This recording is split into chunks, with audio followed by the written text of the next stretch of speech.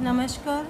कक्षा 12वीं के पुस्तकालय लेखाकर्म इस विषय के अंतर्गत साझेदारी संस्था का परिचय एवं अंतिम लेखिए। इस अध्याय में आज हम हल करेंगे उदाहरण क्रमांक 3 और उदाहरण क्रमांक 3 यहाँ पर लिखा हुआ है, इसको हम पहले पढ़ लेते हैं। मैसेज कृष्णा तथा अर्जुन की परीक्षा सूची 31 मार्च 2002 को निम्नलिखित थी। कृष्णा तथा अर्जुन का लाभालाभ अनुपात 1:1 है। मैसेज कृष्णा तथा अर्जुन के अंतिम लेखे तैयार कीजिए। तो अब हम देखते हैं, पहले परीक्षा सूची दी हुई है 31 मार्च 2002 को। इसको अभी हम पढ़ लेंगे, जिससे कि हमें आइडिया आ जाएगी कि कौन कौन से पद दिए हुए हैं परीक्षा सूची में। तो सबसे पहला पद दिया हुआ है हस्तस्थ रोग, दूसरा विविध अधमवर्ण, फिर फर्नीचर, यंत्र तथा संयंत्र, आस्थगित आगम व्यय, स्कंध के बाद में क्रय, भृति तथा वेतन, आगत वाहन व्यय, निर्गत वाहन व्यय, विद्युत व्यय, प्रवास व्यय, अशोध्य ऋण और वेतन तथा भृति और किराया, ये विकलन के पद थे। अब हम देखते हैं समाकलन के पद कौन कौन से दिए हैं। अदत्त वेतन, विक्रय, अधिकोष ऋण, विविध उत्तम वर्ण, देय विपत्र, पूंजी लेखे। उसके बाद में पूंजी लेखे दोनों के दिए हुए कृष्णा तथा अर्जुन। अब हम ये जो परीक्षा सूची दी हुई है, इसके विकलन के पद का मार्किंग कर लेते हैं। जैसा कि मैंने आपको बताया है, इसमें यदि कुछ जो पद संपत्ति पार्श्व में प्रदर्शित करने होते हैं, अर्थात असेट पार्श्व में प्रदर्शित करने होते हैं, उसको ए मार्किंग करनी है, तथा जो व्यापार लेखे में प्रदर्शित करने हैं उसको टी मार्किंग करते हैं, और जो लाभालाभ लेखे में हमें प्रदर्शित करने हैं पद, वो उसे पीएल मार्किंग करते हैं। तो ये जो परीक्षा सूची है, परीक्षा सूची के विकलन के पद जो होते हैं अंतिम लेखों में विकलन पार्श्व में ही दर्शाए जाते हैं। परीक्षा सूची के समाकलन के जो पद दिए हुए होते हैं वे अंतिम लेखों में समाकलन पार्श्व में प्रदर्शित होते हैं। तो इसलिए यहाँ पर संपत्ति पार्श्व, व्यापार लेखा और लाभालाभ लेखा ऐसे मार्किंग की गई है। यानी कि जब कभी हमें व्यापार लेखे में दिखाना होगा विकलन का पद, तो व्यापार लेखे के विकलन में दर्शाया जाएगा। उसी प्रकार से लाभालाभ लेखे का भी हम विकलन पार्श्व में ही इसको प्रदर्शित करेंगे, विकलन के पद जो विकलन में दिए हुए हैं परीक्षा सूची में। तो अब इसका मार्किंग कर लेते हैं। हस्तस्थ रोग ए, विविध अधमवर्ण ए, क्योंकि ये संपत्ति में जाते हैं दोनों भी। फर्नीचर, यंत्र तथा संयंत्र, ये भी इसमें स्थिति विवरण के संपत्ति पार्श्व में प्रदर्शित किए जाते हैं, इसीलिए ए इसका मार्किंग किया है। आस्थगित आगम व्यय, आस्थगित आगम व्यय वे होते हैं जो 3-4 वर्षों के लिए एक साथ कर दिए जाते हैं, या फिर अधिक वर्षों के लिए, एक से अधिक वर्षों के लिए किए जाते हैं। तो वे पूरा उनके ऊपर में जो व्यय किया जाता है वह पूरा का पूरा लाभालाभ लेखे में न दर्शाते हुए उसे स्थिति विवरण के संपत्ति पार्श्व में दर्शाते हैं, और उस वर्ष से संबंधित जितना भी आस्थगित आगम व्यय, यानी कि उसमें का जितना हिस्सा इस साल का है उतना हिस्सा माइनस करके बाकी का संपत्ति पार्श्व में दर्शाते जाते हैं। हर साल उसमें से उस वर्ष का जो हिस्सा है वह केवल उसमें से माइनस कर दिया जाता है और उसको लाभालाभ लेखे में स्थानांतरित कर दिया जाता है, ताकि एक ही वर्ष के लाभ पर उसका प्रभाव ना पड़े। तो ये आस्थगित आगम व्यय संपत्ति पार्श्व में दर्शाते हैं। फिर उसके बाद में स्कंध व्यापार लेखे में जाता है। ये स्कंध प्रारंभिक स्कंध होता है जो परीक्षा सूची में दिया होता है, तो उसको टी मार्किंग करेंगे। क्रय यह व्यापार लेखे में जाता है, इसको भी टी मार्किंग करेंगे। भृति तथा वेतन को भी टी मार्किंग करेंगे। उसके बाद में आगत वाहन व्यय यह व्यापार लेखे में जाता है, इसको टी मार्किंग करेंगे। निर्गत वाहन व्यय यह लाभालाभ लेखे में जाता है, इसको पीएल मार्किंग करेंगे। विद्युत व्यय यह लाभालाभ लेखे में जाता है, इसको पीएल मार्किंग करेंगे। प्रवास व्यय ये भी लाभालाभ लेखे में जाता है। अशोध्य ऋण भी यह लाभालाभ लेखे में जाता है। वेतन तथा भृति और किराया भी लाभालाभ लेखे में विकलन पार्श्व में हम इसको दर्शाएंगे, इसलिए इसकी मार्किंग हो गई। अब हम लोग समाकलन पार्श्व में मार्किंग करते हैं। परीक्षा सूची के समाकलन पार्श्व में दिया हुआ है अदत्त वेतन, यह हमारी लायबिलिटी होता है, अर्थात देयता पार्श्व में इसको प्रदर्शित करेंगे स्थिति विवरण के, इसलिए इसको एल मार्किंग किया है। और उसके बाद में है विक्रय। विक्रय यह हम व्यापार लेखे के समाकलन पार्श्व में दर्शाते हैं, इसलिए इसको टी मार्किंग करेंगे। उसके बाद में अधिकोष ऋण है। अधिकोष ऋण यह देयता होता है, इसीलिए इसको लायबिलिटी पार्श्व में एल मार्किंग किया है। लायबिलिटी पार्श्व में दिखाएंगे इसको। विविध उत्तम ऋण ये भी लायबिलिटी है, इसीलिए इसको एल यह मार्किंग की गई है। देय विपत्र भी यह हमारी देयता है, इसलिए इसको एल मार्किंग की गई है। पूंजी लेखे ये पूंजी लेखों के जो आधिक्य होते हैं उनके पूंजी लेखों में प्रदर्शित किए जाते हैं, इसलिए इसको सी मार्किंग किया जाता है। अब ये हो गई परीक्षा सूची की मार्किंग।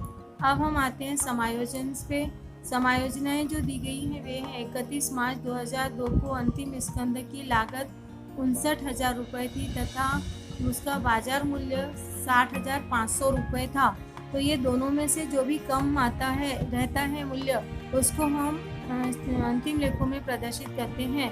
तो अब इसमें 59,000 यह कम है, इसीलिए यह राशि हम अंतिम स्कंद की दर्शाएंगे। इसलिए यह दो जगह दर्शाई जाएगी, क्योंकि समायोजनों का प्रभाव दो जगह प्रदर्शित किया जाता है, एक विकलन में और एक समाकलन में।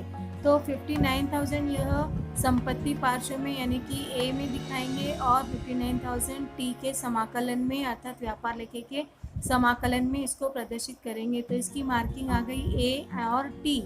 उसके बाद में फर्नीचर पर 10%, यंत्र तथा संयंत्र पर 15% अवक्षण लगाना है। तो इसको मार्किंग करेंगे। कभी भी हम संपत्ति में से अवक्षण माइनस करके दिखाते हैं संपत्ति पार्श्व में, तो इसकी आएगी मार्किंग -A और इसको लाभालाभ लेखे में व्यय के रूप में प्रदर्शित करेंगे विकलन में, यानी कि विकलन का प्रभाव हम लाभालाभ लेखे में प्रदर्शित करेंगे और समाकलन का प्रभाव संपत्ति में से माइनस करके दर्शाएंगे। जब कभी हम विकलनाधिक्य में से कोई राशि माइनस करते हैं तो इसका मतलब वह जो पद है वह समाकलित हो रहा है। तो यहाँ पर संपत्ति लेखा समाकलित होगा और लाभालाभ लेखा विकलित होगा। इसकी प्रविष्टि हमेशा अवक्षण की इस प्रकार से की जाती है। नंबर 3 है आस्थगित आगम व्यय का 1/5 भाग आयोजित करना है। यानी ये आस्थगित आगम व्यय ऊपर में हमें दिया हुआ था परीक्षा सूची में। आस्थगित आगम व्यय इससे रिलेटेड समायोजन नीचे में दिया हुआ है। तो आस्थगित आगम व्यय क्या होता है मैंने आपको पहले बताया है। ये 5 वर्ष के लिए होगा, इसीलिए इसको 5 से 1/5 भाग यहाँ पर अपलेखित करने के लिए कहा गया है।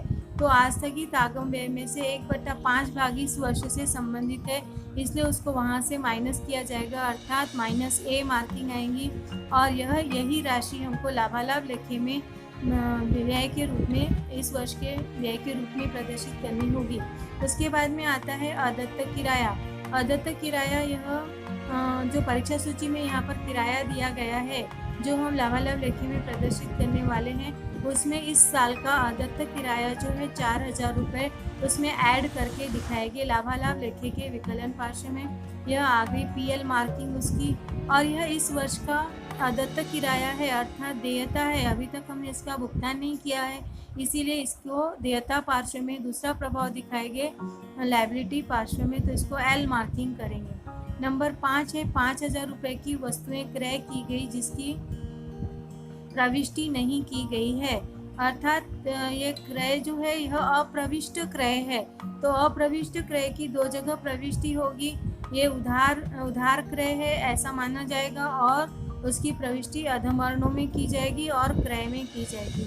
तो अधमवर्ण यह हम संपत्ति पार्श्व में दिखाते हैं और क्रय में हम लोग अप्रविष्ट क्रय प्लस करके दिखाएंगे व्यापार लेखे में, इसलिए उसकी T मार्किंग आएगी।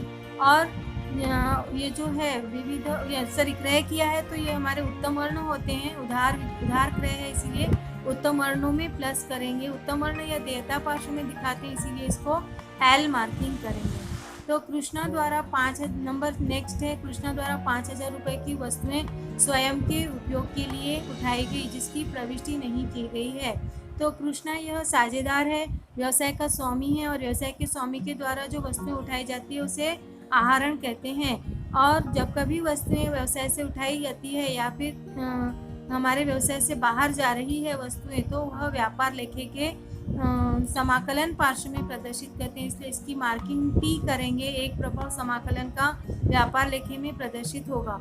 और दूसरा, जिस साझेदार ने यह आहरण किया है उसके लेखे में से हम यह राशि माइनस कर देंगे, क्योंकि व्यवसाय में से उसने पैसा उठाया है। जब कभी साझेदार व्यवसाय में पैसा लगाता है तो उसके आधिक्य में उसको प्लस किया जाता है, और जब कभी भी वह व्यवसाय से पैसे उठाता है तो वह उसके लेखे में से माइनस किए जाते हैं। तो यहाँ पर आहरण के रूप में उसने वस्तुएं उठाई है तो उतने से उसका आधिक्य कम हो जाएगा, इसीलिए उसके लेखे में से माइनस किया जाएगा उसके कृष्णा के लेखे में, अर्थात उसके पूंजी लेखे में, यानी उसकी मार्किंग की थी हमने सी, तो सी यानी कृष्णा के सी मार्किंग जो की थी उसमें से यहाँ पर हम माइनस करके दर्शाएंगे। 55,000 रुपये उसका आधिक्य था, उसमें से 5,000 रुपये आहरण के हम माइनस करके दर्शाएंगे। तो यह हो गया एक्सप्लेनेशन उदाहरण का। अब हम इसको सॉल्व करते हैं। इसके सॉल्यूशन में हम देखेंगे, सबसे पहले हम व्यापार लेखा बनाते हैं। तो व्यापार लेखा यह जो है मेसर्स कृष्णा तथा अर्जुन की लेखा पुस्तकों में व्यापार एवं लाभालाभ लेखा 31 मार्च 2002 को समाप्त वर्ष के लिए ऐसा इसका हेडिंग डाला जाता है। और यहाँ पर जो भी पद परीक्षा सूची में टी मार्किंग की है हमने, वह हम यहाँ पर इसको एक एक करके व्यापार लेखे में दर्शाते जाएंगे। कैसे दर्शाएंगे वह मैं आपको यहाँ पर समझाती हूँ। तो ये जो स्कंध दिया हुआ है, सबसे पहला पद यहाँ पर टी का स्कंध है। यह जो स्कंध परीक्षा सूची में दिया होता है वह प्रारंभिक स्कंध होता है, क्योंकि अंतिम स्कंध हमेशा समायोजनाओं में नीचे में दिया होता है। तो यह जो परीक्षा सूची में स्कंध दिया हुआ है यह प्रारंभिक स्कंध है, और हम इसको यहाँ पर व्यापार लेखे में 40,000 रुपये प्रारंभिक स्कंध यहाँ पर हम लिखेंगे 40,000 रुपये। उसके बाद में दूसरा पद हम देखते हैं टी का कौन सा दिया हुआ है, क्रय। क्रय जो है यह परीक्षा सूची में क्रय दिया हुआ है, लेकिन इसको डॉट लगाया हुआ है, इसका मतलब इससे रिलेटेड कोई समायोजन है। तो यहाँ पर जो क्रय है, अप्रविष्ट क्रय दिया हुआ है वस्तुओं का, उसकी प्रविष्टि हमें समायोजन हमें करना है, तो उसके लिए हम जगह छोड़ देते हैं। तो यहाँ पर प्रविष्ट क्रय के लिए जगह छोड़ देंगे, जब समायोजन हम देखेंगे तब करेंगे। तो क्रय की राशि 75,000 रुपये यहाँ पर हमने लिख दी है, जो कि परीक्षा सूची में यहाँ पर हमें दी हुई है 75,000 रुपये। यह 75,000 रुपये हम प्रारंभिक स्कंध क्रय के रूप में यहाँ पर विकलन पार्श्व में व्यापार लेखे के हम दर्शाते हैं। यह हमारा व्यापार लेखा चालू है।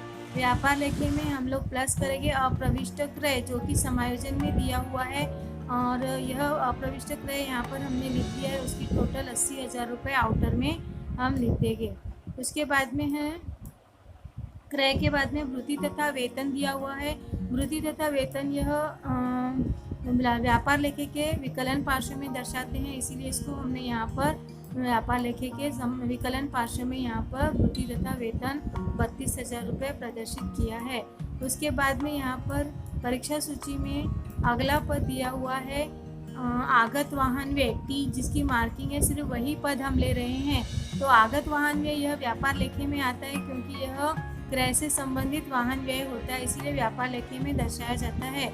जो भी व्यय क्रय से संबंधित होते हैं, अर्थात प्रत्यक्ष व्यय होते हैं, वह यहाँ पर इस लेखे में दर्शाया जाता है। आगत वाहन व्यय 8,000 रुपये यहाँ पर विकलन पार्श्व में हमने दर्शा दिया है।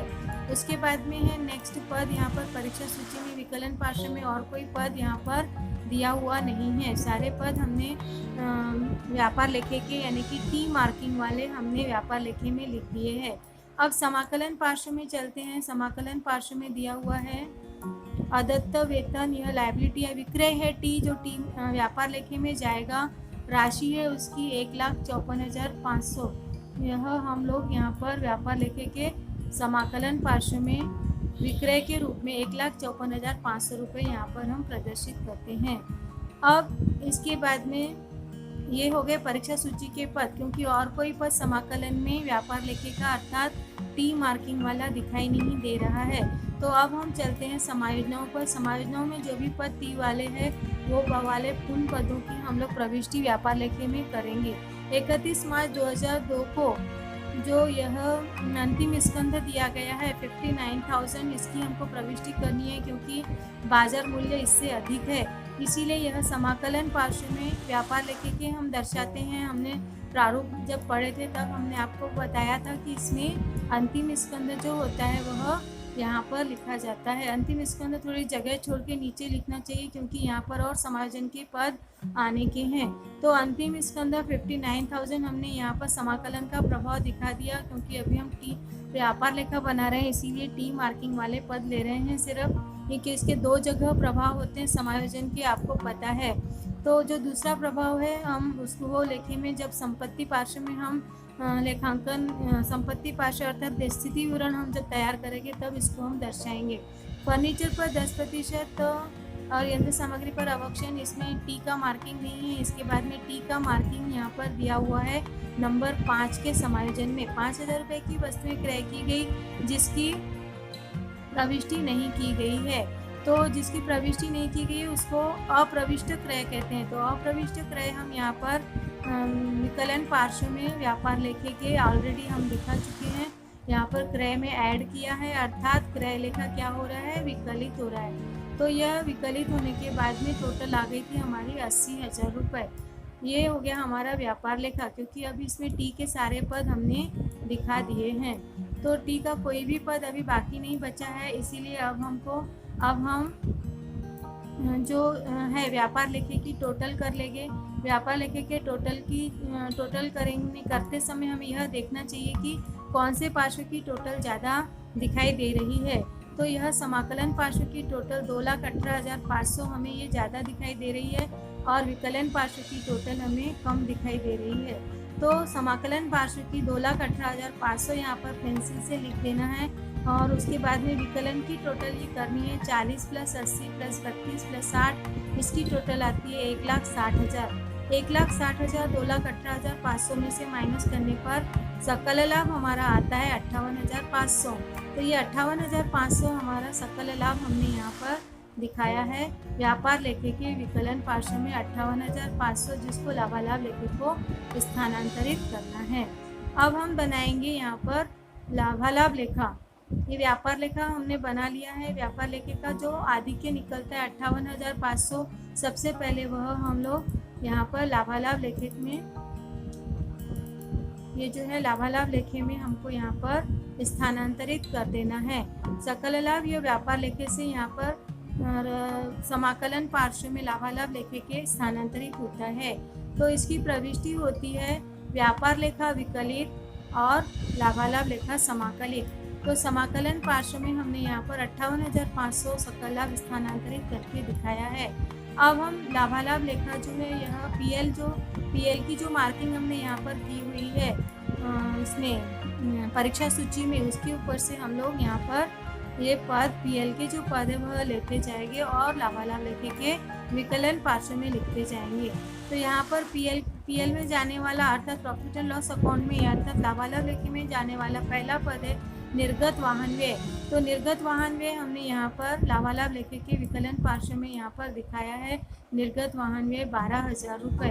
उसके बाद में नेक्स्ट पद जो दिया हुआ है इसमें परीक्षा सूची में निर्गत वाहन व्यय के बाद में विद्युत व्यय, इसमें कोई समायोजन नहीं है। जिसके ऊपर जिसमें समायोजन है उसको हमने डॉट करके रखा हुआ है और उसे डॉट करके रख लेना चाहिए पहले ही, ताकि समायोजन की प्रविष्टियाँ हमारी छूट न जाए। तो विद्युत व्यय जो है यह लाभालाभ लेखे के विकलन पार्श्व में दर्शाएंगे क्योंकि ये परीक्षा सूची के विकलन पार्श्व में दर्शाया गया है। तो विद्युत व्यय है 4,500।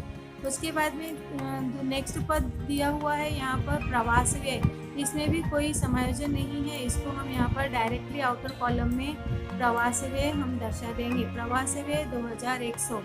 उसके बाद में नेक्स्ट पद आता है परीक्षा सूची में अशोध्य ऋण। अशोध्य ऋण यह लाभालाभ लेखे का पद है और इसमें दूसरे समायोजन यहाँ पर नहीं दिए गए हैं। यदि और समायोजन दिए रहते तो हम उसका जो फार्मूला है उस फार्मूले में उसको हम लोग लिख के वहाँ पर प्रदर्शित करते। तो यहाँ पर सिर्फ अशोध्य ऋण दिया हुआ है, तो अशोध्य ऋण सीधे हम आउटर कॉलम में लिख सकते हैं। इसमें हमारा टाइम सेव होता है। पूरा फार्मूला लिखने के बजाय फार्मूला हमें याद होना चाहिए, लेकिन यदि जब कभी और भी दूसरे पद आएंगे तो वह हमें याद होना चाहिए। जैसे उसका फार्मूला है अशोध्य ऋण प्लस नया अशोध्य ऋण प्लस नई संदिग्ध ऋणार्थ संचिति माइनस पुरानी संदिग्ध ऋणार्थ संचिति। तो यह जो पूरा फार्मूला है यह हमें याद होना चाहिए। यहाँ पर ज़रूरत नहीं है उसको लिखने की, इसलिए अशोध्य ऋण हमने डायरेक्ट 900 रुपये आउटर कॉलम में लिख दिया गया है। ये अशोध्य ऋण जो होता है यह परीक्षा सूची में दिया होता है, जो उसे पुराना अशोध्य ऋण भी कहते हैं। तो ये पुराना अशोध्य ऋण हमने यहाँ पर 900 रुपये लिख दिया है। नया अशोध्य ऋण यह समायोजनों में दिया होता है। अब उसके बाद में नेक्स्ट पद जो है परीक्षा सूची में जो दिया हुआ है वह है वेतन तथा वृत्ति। वेतन तथा वृत्ति यह लाभालाभ लेखे में आता है। अगर यदि वृत्ति तथा वेतन दिया रहता है तो वह व्यापार लेखे में आता है। जैसे कि इस उदाहरण में यहाँ पर वृत्ति तथा वेतन दिया हुआ था तो उसकी मार्किंग हमने टी की थी, लेकिन यह यहाँ पर पहले वेतन आया है जबकि यहाँ पर पहले वृत्ति आया था। तो वेतन तथा वृत्ति यह लाभालाभ लेखे का पद होता है और वृत्ति तथा वेतन यह व्यापार लेखे का पद होता है। इसीलिए वेतन तथा वृत्ति इसमें कोई समायोजन नहीं है, इसको डायरेक्टली हम यहाँ पर लाभालाभ लेखे के विकलन पार्श्व में 24,000 रुपये प्रदर्शित करेंगे। उसके बाद में नेक्स्ट पद दिया हुआ है किराया।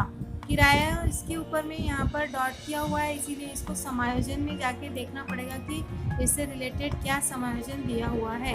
तो नंबर 4 का जो हमें यह दिखाई दे रहा है किराए से संबंधित समायोजन अदत्त किराया 4,000 रुपये था।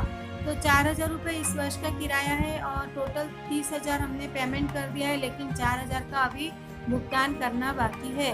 तो इस साल का किराया वह भुगतान किया गया हो या न किया गया हो वह टोटल हमें दिखाना पड़ता है। इसीलिए इसको किराया जो 20,000 रुपये हमने ऑलरेडी भुगतान कर दिया है उसमें प्लस अदत्त किराया जो भुगतान नहीं किया है वह टोटल ऐड करके इसके 24,000 रुपये हम यहाँ पर प्रदर्शित करेंगे। उसके बाद में लाभालाभ लेखे के सारे पद परीक्षा सूची के हमने ले लिए हैं, यहाँ पर कोई भी पद बाकी नहीं बचा है। उसके बाद में हम यहाँ पर समाकलन पार्श्व में देखते हैं लाभालाभ लेखे का अर्थात पीएल मार्किंग वाला कोई भी पद नहीं है। तो हम डायरेक्ट समायोजन पर चलते हैं। यदि कोई समायोजन छूट गया होगा तो उसको हम यहाँ पर ले लेंगे। 31 मार्च को ये अंतिम स्कंद का जो समायोजन है इसमें पीएल मार्किंग नहीं है।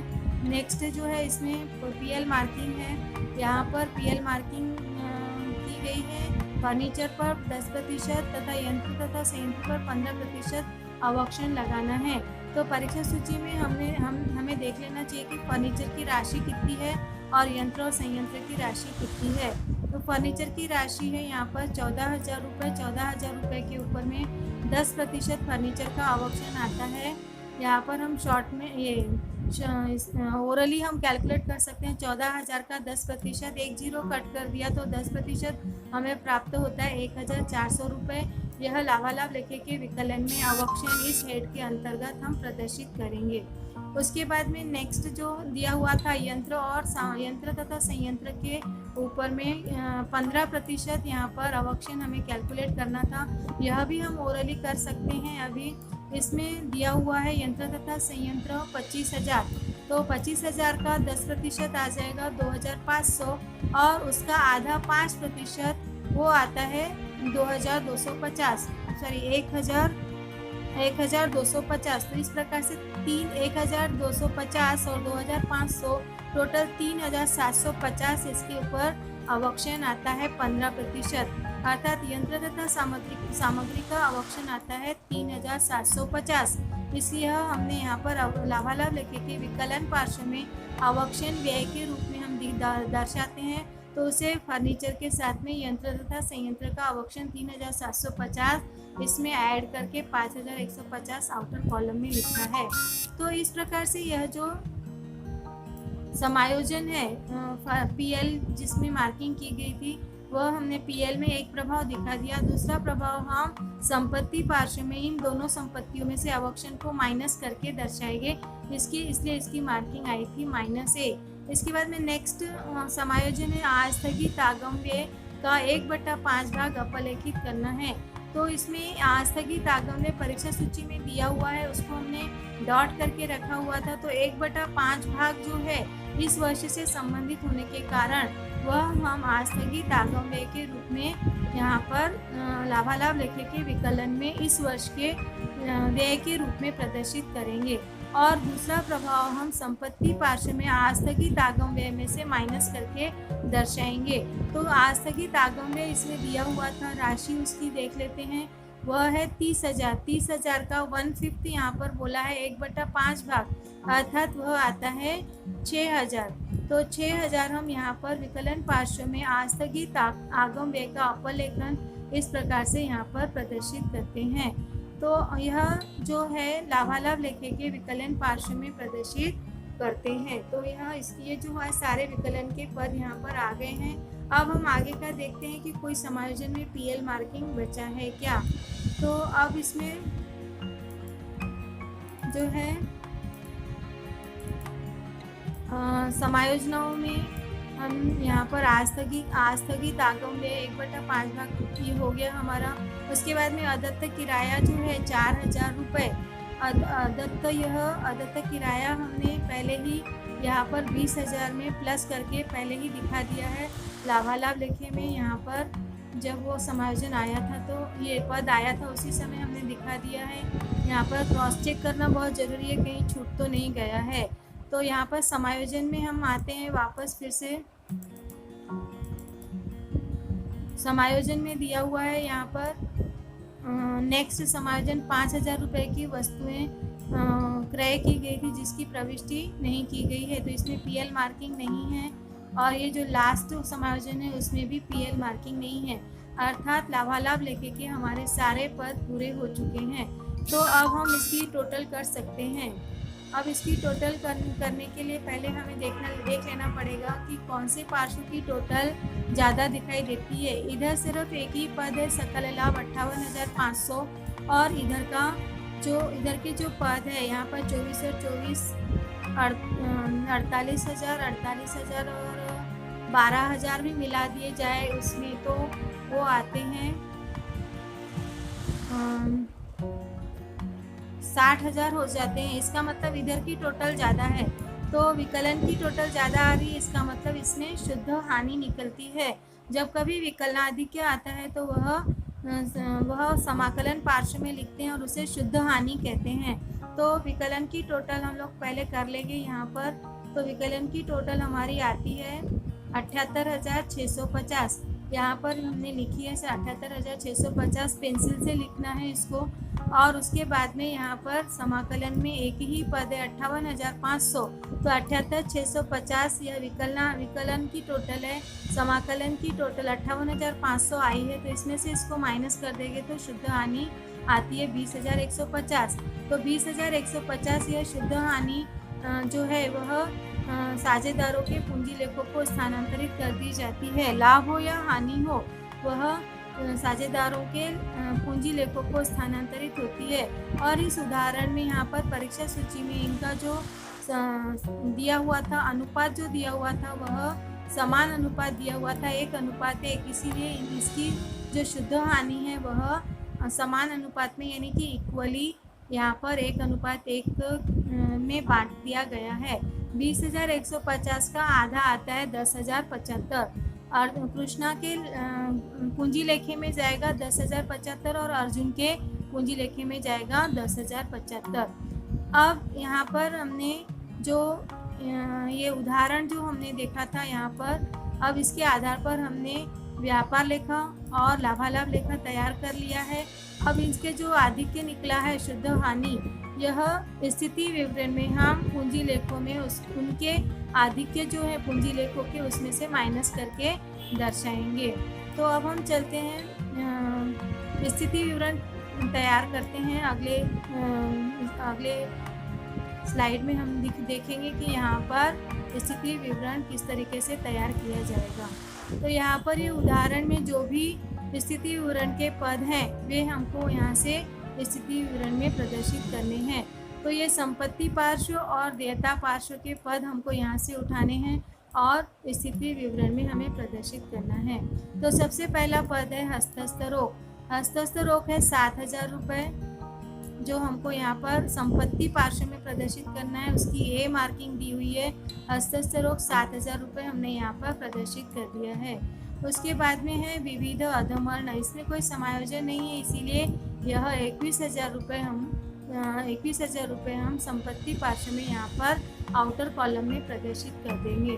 उसके बाद में यहाँ पर अगला पद दिया हुआ है फर्नीचर है 14,000 और उसमें समायोजन नीचे में दिया हुआ है 10% अवक्षण इसमें से माइनस करना है। तो इसकी मार्किंग की हुई थी -A, यानी कि यहाँ पर फर्नीचर में से हम इसको माइनस करके फर्नीचर में से 10% 1,400 रुपये माइनस करके आउटर में इसको दिखा देंगे 12,600 रुपये। उसके बाद में आता है यंत्र तथा संयंत्र दिया हुआ है, इसमें भी समायोजन है 15% अवक्षण हमको माइनस करना है, तो इसीलिए इसको डॉट किया हुआ है। अब इसकी जो राशि है वह है 25,000। यह 25,000 हम यहाँ पर संपत्ति पार्श्व में इनर कॉलम में लिखेंगे और उसमें से अवक्षण 15% घटाकर आउटर कॉलम में 21,250 रुपये हम यहाँ पर प्रदर्शित कर देंगे। तो उसके बाद में हम नेक्स्ट जो है संपत्ति पार्श्व में आने वाला पद परीक्षा सूची में जो दिया हुआ है वह है आस्थगित आगम्य। इसका समायोजन नीचे दिया हुआ था 1/5 भाग हमको यहाँ पर माइनस करना है, क्योंकि 1/5 भाग हमारा इस वर्ष से संबंधित आगम्य है। तो इसको हमने स्थिति विवरण में आस्थगित आगम्य संपत्ति पार्श्व में प्रदर्शित करते हैं, क्योंकि विकलन पार्श्व में यह परीक्षा सूची में दिया हुआ था और संपत्ति पार्श्व में संपत्तियों को हमेशा विकलनाधिक्य होता है। तो आस्थगित आगम्य यहाँ पर हमने लिख दिया 30,000 और उसमें से 1/5 भाग अपलेखित किया 6,000 रुपये, जो कि हमने दूसरा प्रभाव इसका लाभालाभ लेखे के विकलन पार्श्व में प्रदर्शित किया था। तो इसकी प्रविष्टि होती है आस्थगित आगम्य लेखा, यहाँ पर विकलनाधिक्य है इसीलिए यह क्या हो रहा है, इसमें से माइनस हो रहा है, इसीलिए समाकलित। और यहाँ पर जो 6,000 रुपये है वह यहाँ पर समाकलित हो रहे हैं 6,000 रुपये, इस लेखे में से माइनस हो रहे, तो आउटर में आ जाएगा 24,000 रुपये। अब ये हो गए परीक्षा सूची में ए मार्किंग वाले जो पद थे वह हमने यहाँ पर पूरे प्रदर्शित कर दिए, एक भी पद अभी बचा नहीं है। अब समाकलन पार्श्व में चलते हैं। जो एल मार्किंग वाले पद है वह स्थिति विवरण में देयता पार्श्व में प्रदर्शित होंगे, अर्थात लायबिलिटीज पार्श्व में इसको प्रदर्शित किया जाएगा। तो सबसे पहला पद है अदत्त वेतन। अदत्त वेतन यदि परीक्षा सूची में दिया हुआ है तो उसकी एक ही जगह प्रविष्टि होती है, और जबकि अदत्त वेतन यह देयता होता है, क्योंकि जिसका भुगतान नहीं हुआ है उसे ही अदत्त कहते हैं।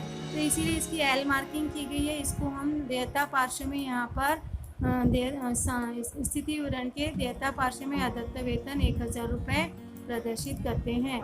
उसके बाद में आता है विक्रय। यह हम लोग ऑलरेडी व्यापार लेखे में प्रदर्शित कर चुके हैं, ये हमारा बन गया है। उसके बाद में अधिकोष ऋण जो है, यह अधिकोष ऋण यह हमारी देयता है 18,000 रुपये, इसमें कोई समायोजन नहीं है, इसीलिए इसको हमने देयता पार्श्व में संपत्ति में यहाँ पर लिखा हुआ है। तो देयता पार्श्व में यहाँ पर अधिकोष ऋण 18,000 रुपये हमने यहाँ पर प्रदर्शित किया है। 18,000 रुपये देयता पार्श्व में, 18,000 रुपये अशुद्ध ऋण के हमने प्रदर्शित कर दिए हैं।